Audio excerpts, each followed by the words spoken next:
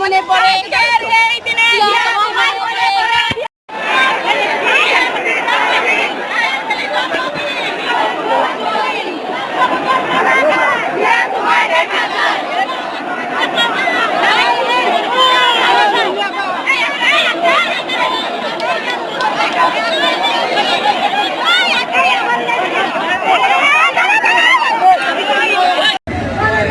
আপনাদের দায়িত্ব হবে বিএনপি নেতাকর্মী হিসেবে জনগণের পাশে থাকা, জনগণের পক্ষে থাকা।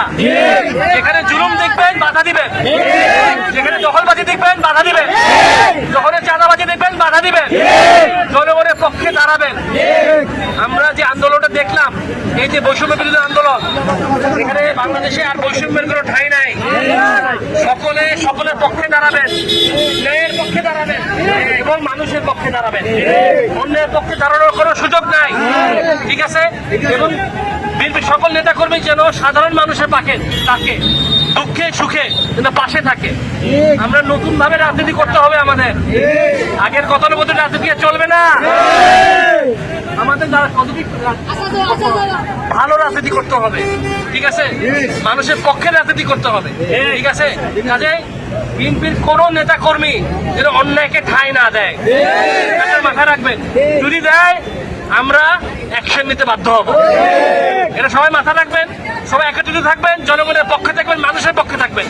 এটা আমি আবারও বলছি, সবাই ভালো থাকবেন, সংঘবদ্ধভাবে জনগণের পক্ষে কাজ করতে হবে, বিপক্ষে না। এটা তো মাথা রাখবেন, ঠিক আছে? আমরা এখন একটা নতুন বাংলাদেশ দেখছি, হ্যাঁ? এবং শ্রমিক দল বলেন, স্বেচ্ছাসেবক দল বলেন, যুব দল বলেন, ছাত্র দল বলেন, সব অঙ্গ সংগঠনের মূল কাজ হলো মানুষের পক্ষে থাকা, মানুষের সাথে কাজ করা।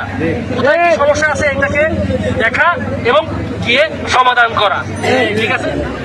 কখনো যদি কোনো সমস্যা থাকে দ্বিধাবোধ করবেন না। এর এলাকার নেতৃত্ব যারা আছেন এবং গণ্যমান্য মুরব্বীরা, ওনারা সবাই আছেন, ওনারা আপনাদের পাশে আছেন।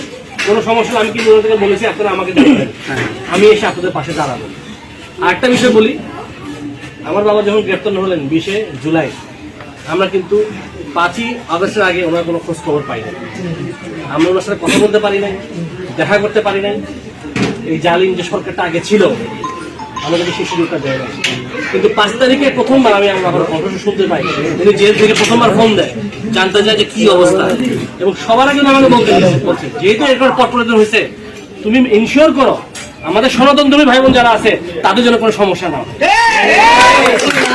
এটা কিন্তু প্রথম বলছেন আমাকে, কিন্তু উনি ধারণা করতে গেছে যে এইটাকে যারা সন্ত্রাসীরা আছে পুঁজি করে এটা অ্যাডভান্টেজ নিতে পারে।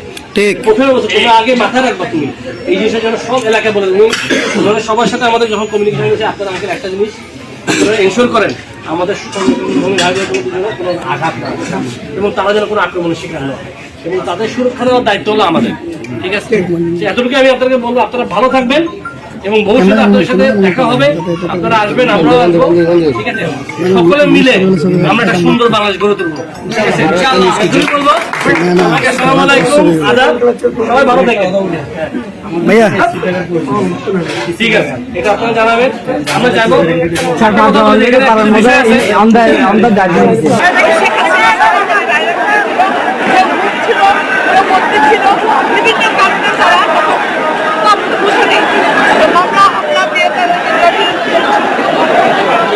আজকে তাদের প্রতিফলন এই প্রমাণিত হয়েছে।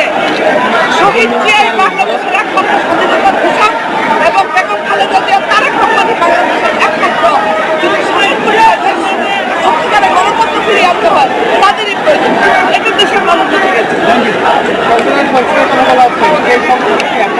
নিচে একটু নিচে দাঁড়ান, একটু নিচে দাঁড়ান।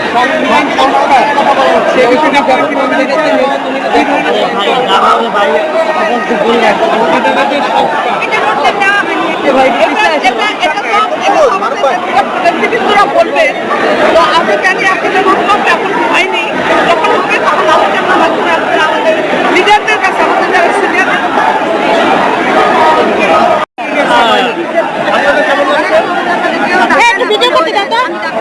ভিডিও কি করবেন আপনি? আমাদের প্রত্যাশা আপনারা জানেন যে আজকে 17 বছর আমরা এবং আমাদের ছেলেপেলেরা জেলে ছিলেন, লক্ষ লক্ষ হাজার হাজার ছেলেপেলে জেলে ছিলেন। আজকে নিয়ে এসেছেন এবং আজকে যখন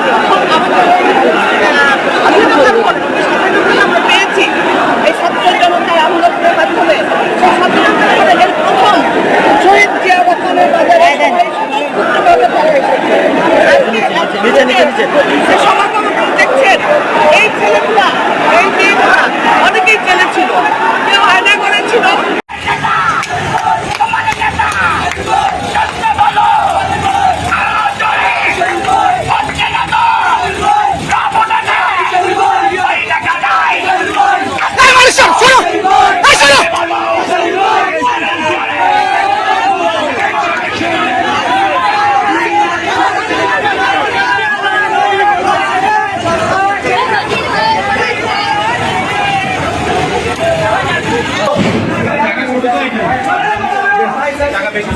ওরে ফোকাস করো, ওরে ফোকাস করো, ওরে ওরে সারি দাও, ওরে সারি দাও, ওরে সারি দাও।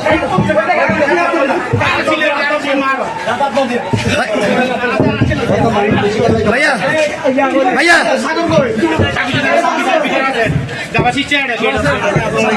ভালো আছেন? হাত